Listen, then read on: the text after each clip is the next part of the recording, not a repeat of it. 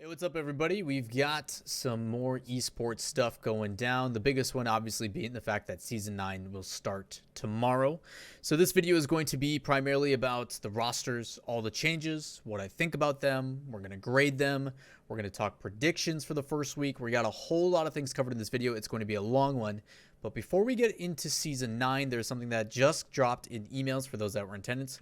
So the Metal Star Pro are the wheels that are coming from the RLCS. So I've got them up on the screen. I just redeemed my code, and also looking at the email, basically just kind of re-exerts that, you know, Energy won. They made history. They finally won. It was an exciting overtime against Vitality and all that kind of stuff. And then they show some in-game rewards, how to redeem it, some of the photos from the event, with the big one obviously being that the boys won. So cool little email with the code.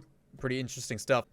But without further ado, let's take a look at the wheels. I'm going to kind of show these off with some music, and then we will get into Season 9.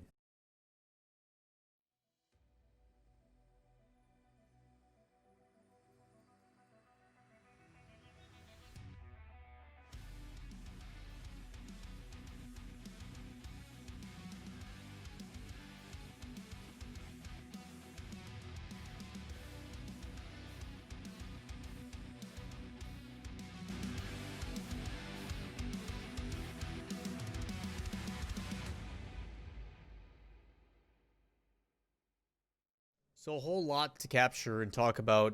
A lot of things happened in the offseason. There was tons of roster changes. So if you guys haven't checked out the videos in previous weeks, or the link that I will leave in the description for this document, I made a roster document this offseason basically dictating these are the roster changes. This is what's happening. And even though the esports scene starts for Season 9 literally tomorrow, Mouse technically still hasn't announced at the time that I'm recording this video. So we all assume it's going to be Scrub Killer. We'll get to that roster, what I think about it, how I feel about it, where I think they'll place.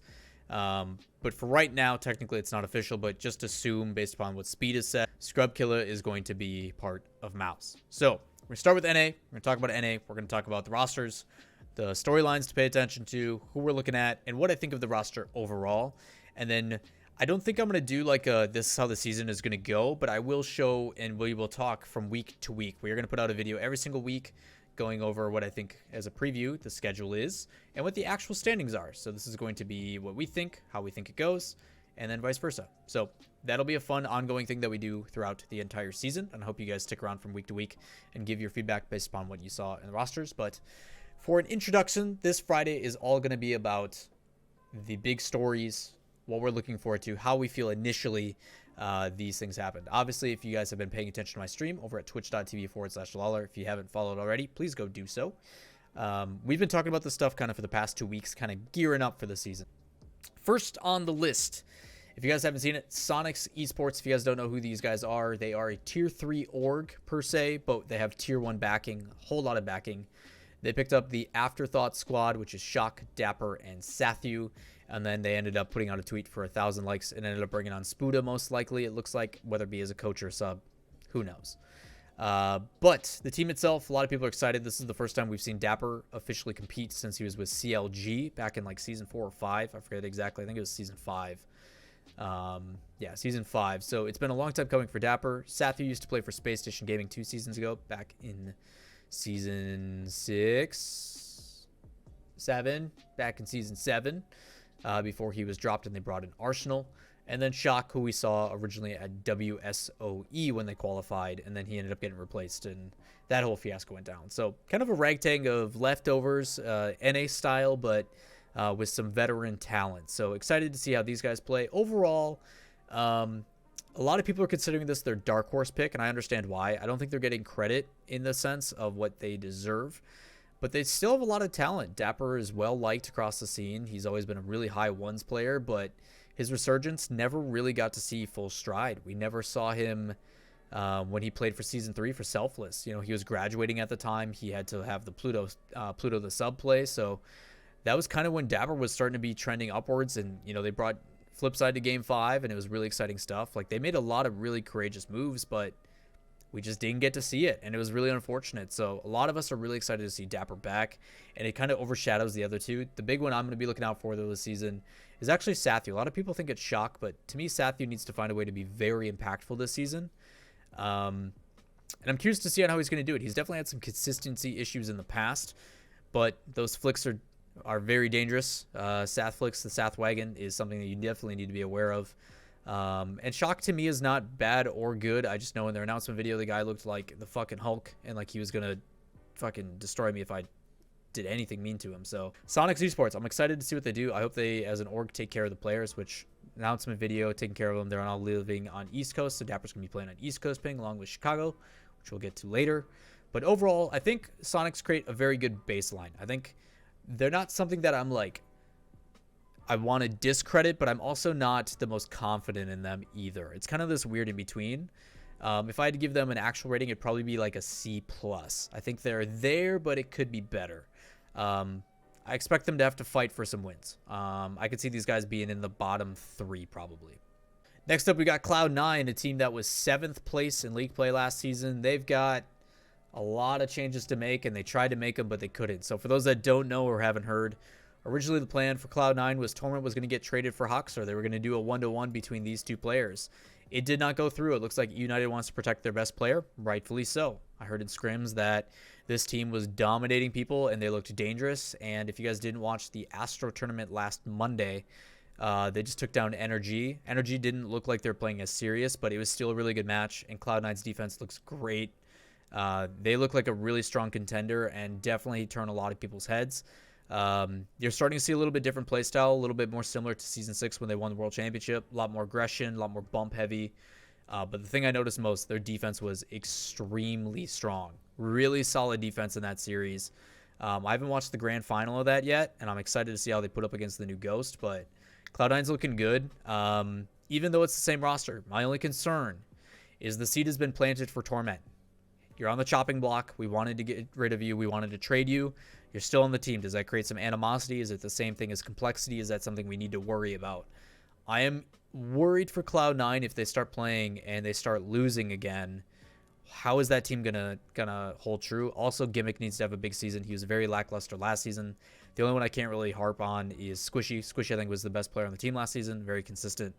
Torment helped here and there, but Gimmick was rough. So we'll see what happens with this team. I'm excited to see. Overall, I mean, it's Cloud9. I think they're a stellar lineup, a lot of talent. I just don't know what Cloud9 we're going to get, but I do have to give them a nod. This is, to me, a B roster. They're not quite top tier, but they're definitely not middle of the pack. This will be a team I personally believe will be fighting for that 4th place land spot. I think they'll be there. Third on the list, we got United. A little worried about this roster last season. A lot of new rookies, a lot of new faces. We were worried about how they were going to perform. Roldiz was pretty much non-existent during league play. Ajax stepped up huge and started becoming this offensive carry for them. But anytime I watched that roster, it was Hoxer. If Hoxer didn't perform well, that team didn't perform well. He's the workhorse of the team. He does just about everything. And even though the other guys have definitely helped, and massive shout-outs to Roldiz, they ended up making LAN. And Roldiz played really well at Madrid. Definitely deserves credit. So I'm interested in Roldiz's situation. I'm curious to see if Ajax starts to develop more and becomes more of an offensive firepower. I just know that Hoxer's a really good player and he's going to keep that team grounded. So I'm interested to see United. I think they're another team that's going to be fighting for a playoff spot. I honestly didn't believe they were ever going to get close to making LAN. And now with the teams like Ghost Gaming making the changes they are, Cloud9 refocused and energized after being 7th and 8th last season. I think this is going to be a really competitive NA season. And unfortunately for United, they, to me, just don't have the raw talent and the mechanics to bring them to that next level. Maybe after a roster change or two, maybe, but I think United's in trouble. They'll probably be in the bottom 3rd. If I had to give them a grade, like a C, a D, I don't know. I don't know how you want to do the grading, but I don't think they're going to fail. I just don't think they're going to be like to me, they're like C-, I guess. I don't know if we'll ever go under a C. I think they're a C-. Next up, you got the fan favorite in G2. G2 is an exciting one. Gaming house, re-energized team, 8th place in league play, looked really strong. JNAP's looked the best he's looked in a really long time during promotion relegation. Like Rizzo is playing some of the best Rocket League he's ever played. His creativity on offense, his bumps, his demo game, his decision making is phenomenal. And the only question I have is Chicago. But I know Chicago is a talent, and he's very good. He's been dealing with West Coast ping for a very long time. He's never been able to find a stable environment to play. and now he's living in New York with the guys and looks poised to make what we thought we were going to see last season. Season 8, he had his first week. He was MVP. He was dominating. He was averaging over 2 goals a game. Like, Chicago was dominant. They play Energy. Energy gets constantly demoed by Turbo. He creates a bunch of mistakes, causes his own goals. And me and Gibbs immediately are just like, no longer MVP. Sorry, man. This performance, I can't consider you. And then from then on, G2 just fell into a slump and couldn't get out of it. Defense has always been the concern, but I know this team offense is dominant, and talking to Jazzo, they've got some really exciting things in the play. Plus, they brought in the hard carry, Moses. Moses is now their sub. He was on Energy. They finally got their land win. Maybe it's G2's time. We're going to find out. But I think with the backing that Carlos and the guys from G2 are providing, the gaming house, a good environment to practice and play and be together, these guys always look better after boot camp, and now they're on a permanent boot camp. So really excited to see what G2 does this season. To me, I am very, very in favor of these guys making land. I think they're another team that is going to be back at the top, fighting for that 3rd, 4th spot, only because I think there's other teams that probably take it instead. But G2 is going to be one you have to fight through. I'm really excited for their season. Overall roster grade, I think they're a B+, B+A. I'm not entirely convinced yet, but I know the talent of the team. I know what they can do. I know what they're capable of. They are B+ at minimum, probably in an A. They are really good as a team. Next up, we've got Ghost Gaming. One of their owners actually just left, but not relevant to the roster. You've got Illusion, Atomic, and Mist. I honestly believed that Memory was going to stay and Illusion was going to get the boot, but I've heard some internal things about Atomic and Illusion wanting to stay together, so Memory is the one that got replaced. And they brought in Mist, and to me, Mist is just a better version of Memory. Ghost Gaming is a team that has notoriously been in that 4th, 5th place spot and then always gets bumped out in the promotion tournament or in the regional championship. So unfortunately for Ghost, they've been shy every single time. They've been so close and just haven't been able to close it out. So because of that, you're getting an upgraded Mist. I think Mist is highly underrated and one of my favorite players in the league. I've been huge on him since he was with Birds and the Bees back in the day. And just watching their games, like, you can tell there's some things they need to work on. There's definitely some confusion and some communication issues, which is going to happen when you have a very young roster. Mist was the youngest player to come over from the Knights at 16. He actually has the same birthday as me, which is pretty cool. And I think there's an OCE player who has a birthday with us as well. I think it's like Shady or Express, something like that. But not important. But Mist is going to help this team, I think, a lot just for a foundation purpose. My eyes are going to be on Illusion. Atomic, I think, is still going to be a little bit too ball chasey for my taste. I think he's been challenging a little bit too much, but that'll get ironed out. It's just from what I saw in their gameplay so far, Illusion dumps the ball a little bit too much rather than controlling the possession, which Mist does a phenomenal job of. So hopefully Mist can rub off on them and they can use the ball a little bit more in space. But Illusion has kind of been the player I've always had my eyes on for the team, and he really needs to step up if he wants to keep his roster spot. I think Ghost could be a dominant force in another season after one more roster change, but I want Illusion to prove his worth. I think Illusion has a chance to be really dominant on this team. I just need to see it. So for right now, I'll give Ghost Gaming a B minus. I think Mist is a good addition. I think it's better than First Killer, which was originally the plan, because First Killer did get signed to the team, and then a day later he got swapped out. So the details of that are unknown. I know the reasoning, but I want to make sure I don't air that publicly because it's not my place to say. I would like to see those guys if they want to say it, and if not, we respect that. So Ghost Gaming, I think there'll be another team that are in that like 4 to 6 spot. I think these guys will definitely be in the playoffs. Short and sweet. Former world champs, season 8 world champs. You got Energy, no roster changes, same shit, different day. Best roster on paper, in my opinion. This team, when they are on, they are dominant. The only thing I will say is it doesn't look like they took the Astro tournament all that seriously, especially with all the seeding issues that went down.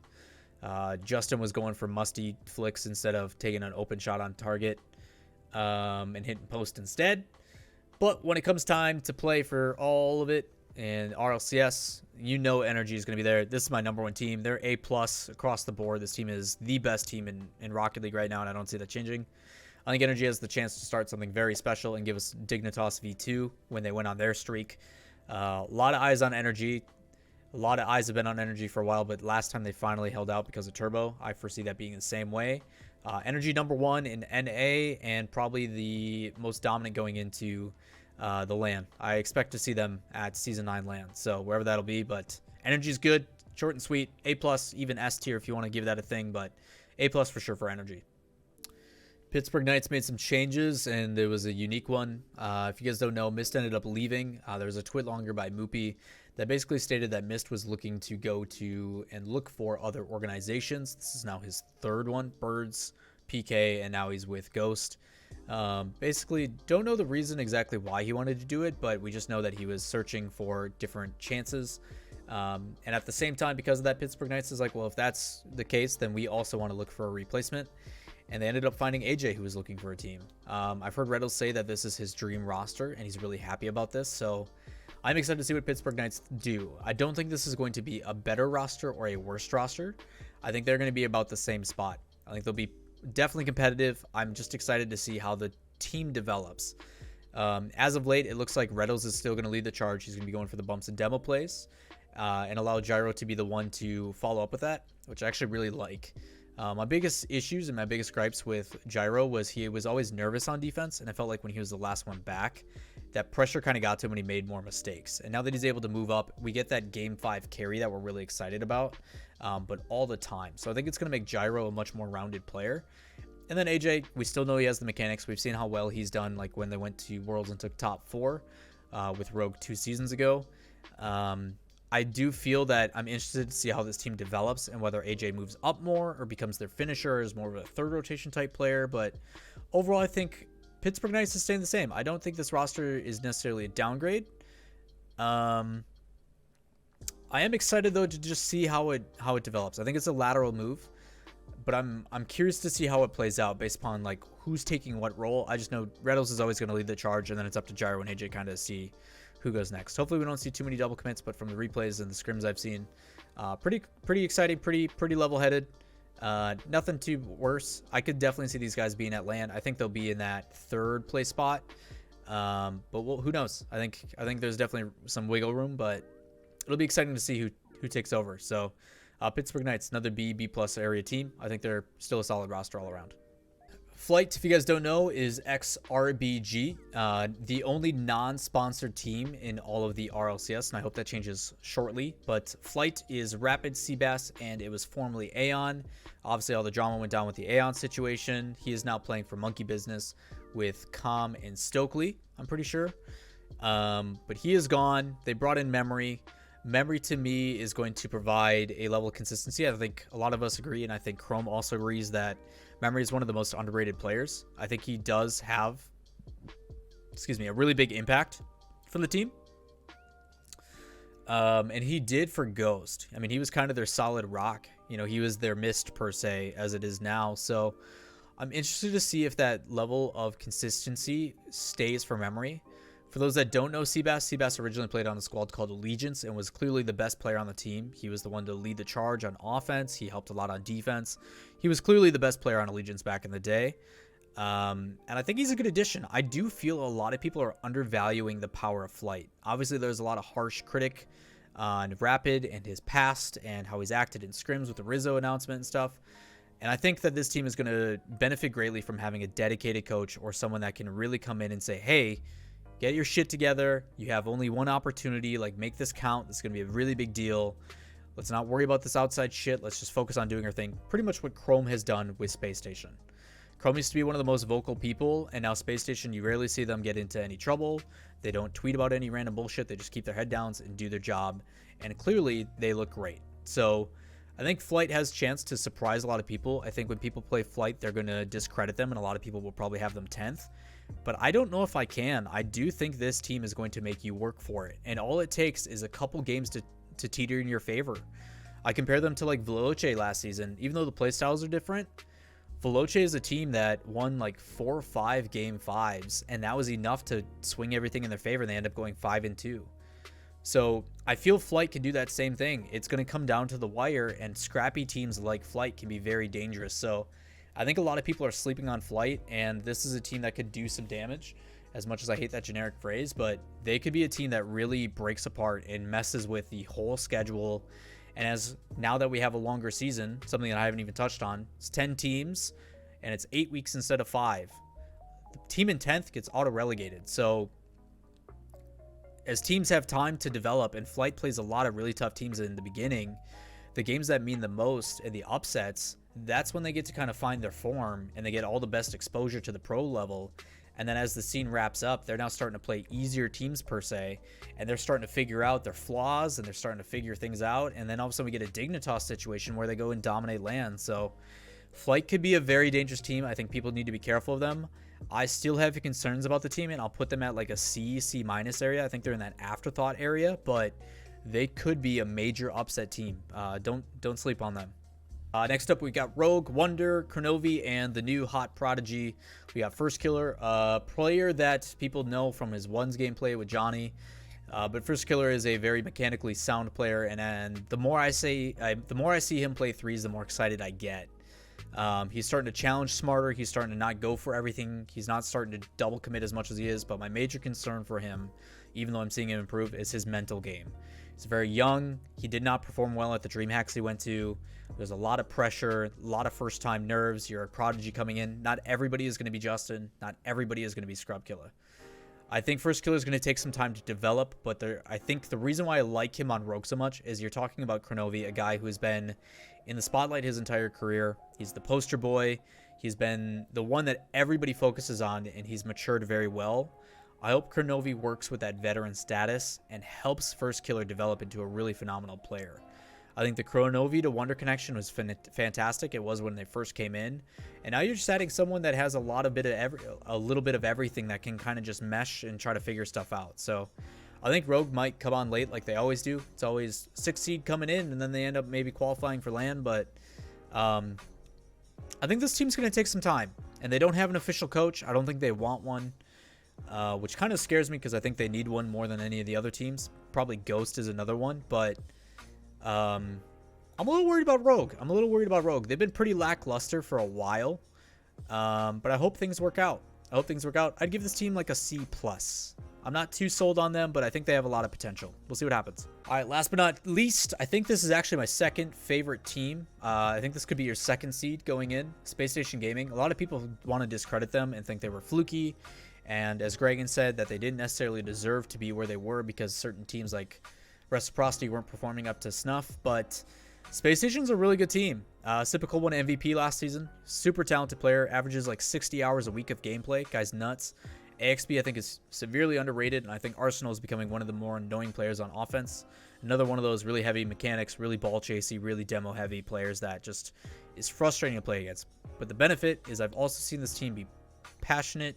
I've seen them be camaraderie based. I've seen them be passive. I've seen them make challenges. I've seen so much ability to adapt from this team that I'm really excited about them.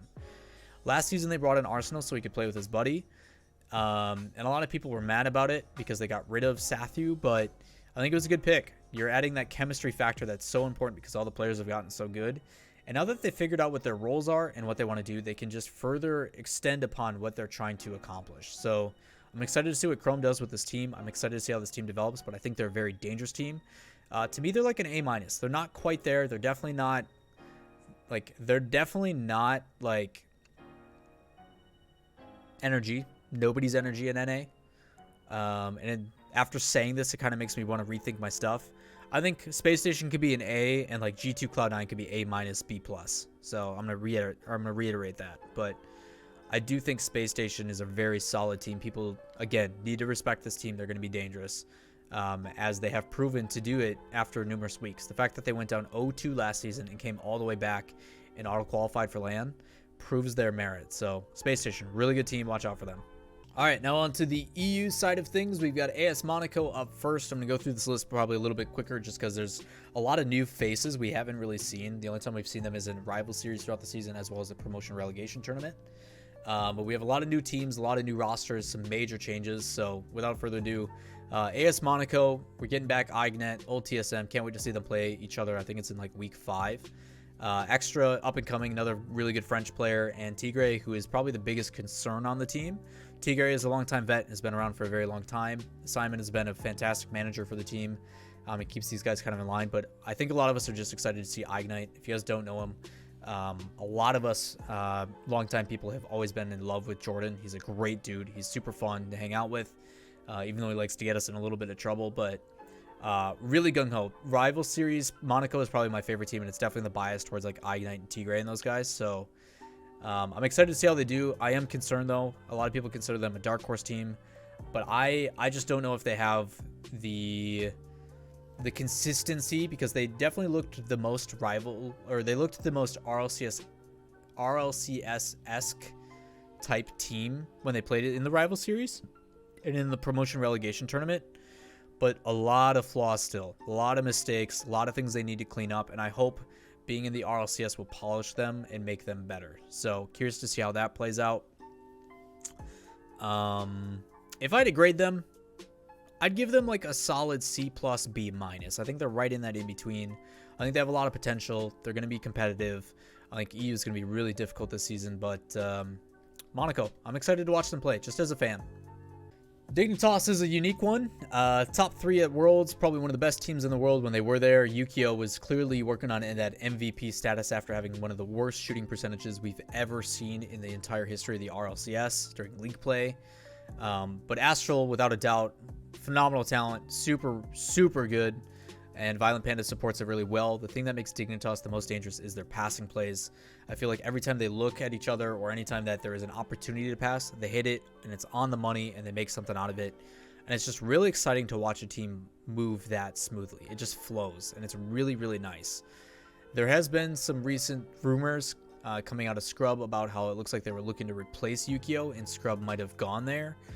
I don't know if that's going to be a similar situation then to like we talked about with Cloud9 and the complexity thing, and if Yukio thinks he's on the chopping block, so it creates nerves and it makes him worse. But the benefit is, no matter what last season during Dignitas, they always looked good. They were just missing a little bit of accuracy. Even in the games that they were losing, and even though the games that Yukio was missing his shots, he still made connection with the ball. It's just they weren't going into the back of the net. I think he's kind of figured out his form. This team was also a new one that was trying to figure out how Astro was going to work, and I think they've figured that out. I really am gung-ho on Dignitas. I think this could be a LAN team. They are very dangerous when they're clicking, but no matter what, I know they're always going to be competitive, so something people definitely need to consider. Dignitas to me is like an A- team. They're really strong. Their potential is so high. I just need to see it week in and week out. Up next, we have Endpoint. If you guys don't know Endpoint, this is the old Discombobulators roster. This was the team that took first in league play for the RLRS, and ended up looking pretty convincing, I would say, in the rival series. I liked this team when I watched them in the promotion relegation.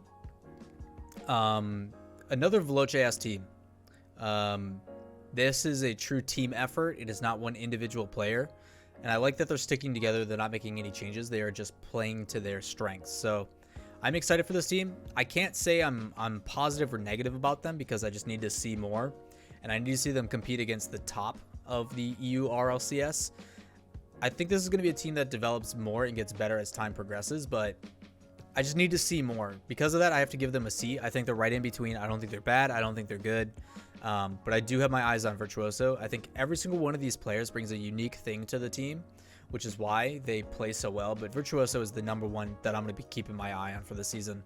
But that may change throughout the weeks, and we'll keep you guys up to date on that. But for now, I think they're middle of the pack. I think they're going to be fighting. There's going to be a lot of teams in that like 6 to 10 range that are trying to get out. So I think this will be one of them. Next up, Barcelona. I don't know how this team is going to play out. So for those that don't know, it was Bluey who used to be on the roster. After they got rid of Alpha and they brought in Ronicky, I'm like, who's going to take Alpha's carry role? Who's going to be this big offensive player? And Bluey stepped up huge. Now that that is gone and they bring in Flakes, Flakes has a play style that's very ones and twos focused. It's about forcing the other players to play for you, making mistakes happen, not going for things you don't need to. And I just don't know if that's going to work well in the new meta with really heavy aggression, bumps and demos, denying boost, all that kind of stuff. Yes, it's going to buy some time, but it's going to force them to be like instinctively defensive, which I think is not a good idea. We saw what happened with TSM last season with that. Complexity last season with that. Like they just got overran, even with, you know, Alpha trying to hard carry. It just doesn't work. So because of that, I'm a little worried about Barcelona. I don't know if Devo can step into those shoes. He's only performed well and gone for the crazy Devo-esque things when he has full trust in his teammates behind him. And I still think Roniky's a wild card. I think Roniky's a very good player, but with the controller disconnect and the costing of games the last seconds, like, I just can't be confident about this team. I just don't know how Flakes is going to perform. And I love Flakes to death. It's just, I don't know how this team is going to mesh. I haven't seen anything of them. They haven't played in anything. So to me, Flakes and the rest of Barcelona are just a giant question mark. I want to see Devo step up. I want to see Ronicky control the mid and have Flakes play defense. Maybe Flakes every once in a while gets a good solo play with a dribble, but I just don't know what this team is going to be.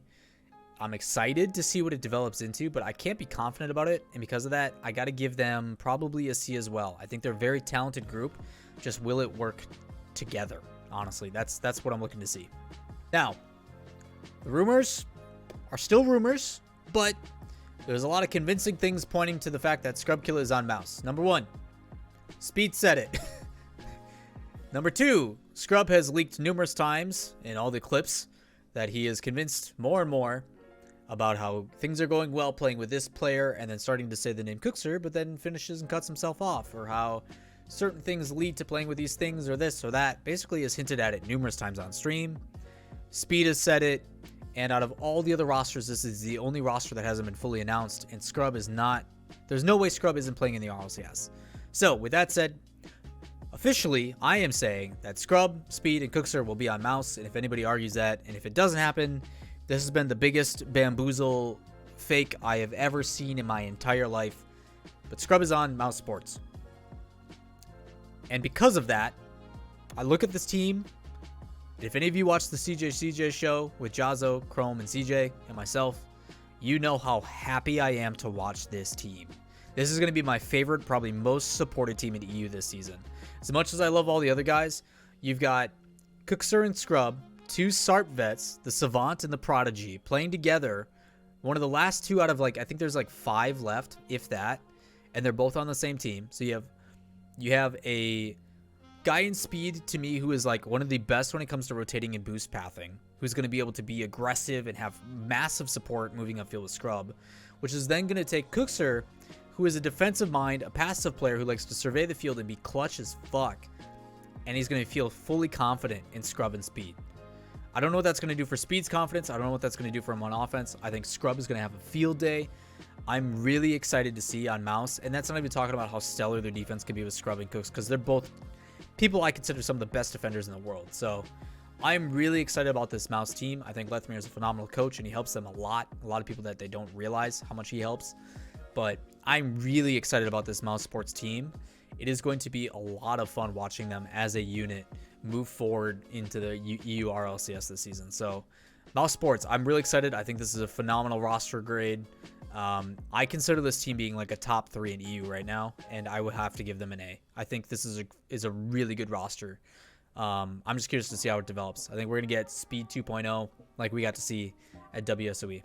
So should be fun. Should be a fun one.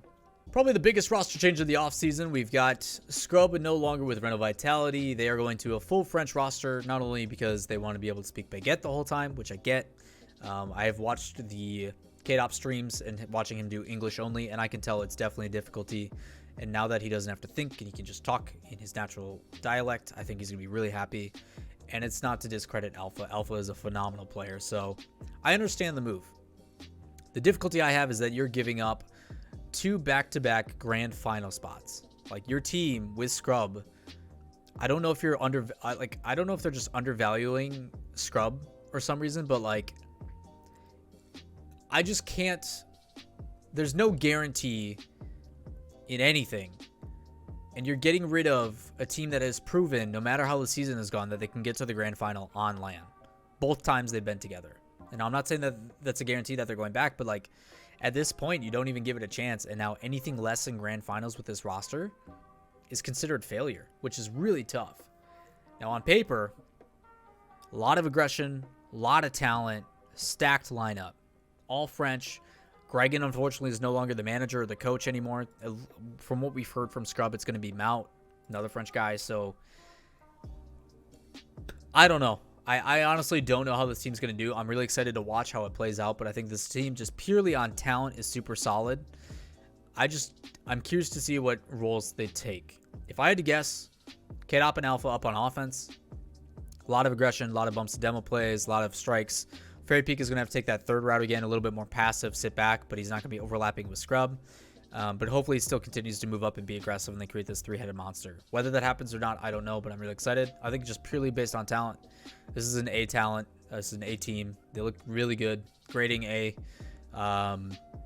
But will they perform up to the standards that have been set by the predecessors? I do not know, but we had a full French team, and they're ready to go for the Olympics just in case. So exciting stuff from Vitality. We'll see what happens.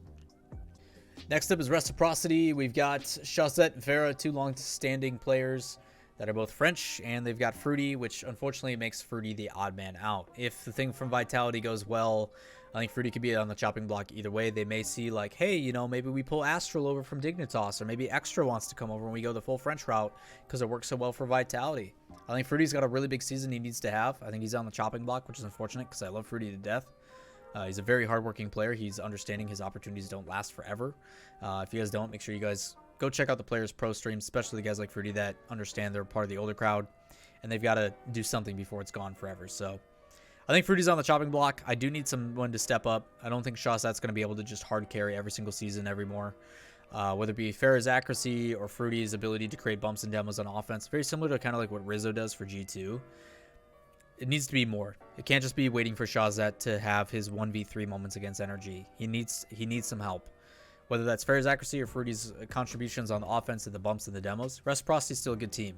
They definitely had a hiccup at LAN. They did not perform well, and I think people are discrediting how strong this team still is. I mean, they went beyond the summit. They were a team that went to the grand finals and almost took Energy.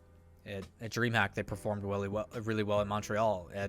At LAN, they made it. You know, they were the regional championships. They were the #1 seed, and I think that was kind of their downfall. They're a team that prefers to be the underdog, the people that kind of lurk from the shadows. They don't want all that pressure on them, and I think they're going to get that opportunity again, and I think it could be a really good thing for Reciprocity. Still think they're a dangerous team. Still think they're definitely top 4 potential, but some of these new guys coming in might be able to bump them out. But Reciprocity, still a good team. Still a B+, A- team. Really good. All right, we got Singularity up next. Godsmiller, Though, and Nolly. If you guys don't know, Though and Scrub have played ones against each other. Obviously, people think it's drama, but it's not. These guys actually get along really well. It's just for entertainment purposes. Godsmill is, I think, what everybody's going to be putting the eyes on. And kind of a similar Tigre situation. And then Nolly, to me, who I was majorly impressed with during promotion relegation tournament.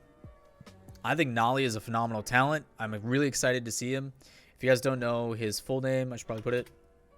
It's Nollyistic, but I just call him Nolly. That's what he goes by.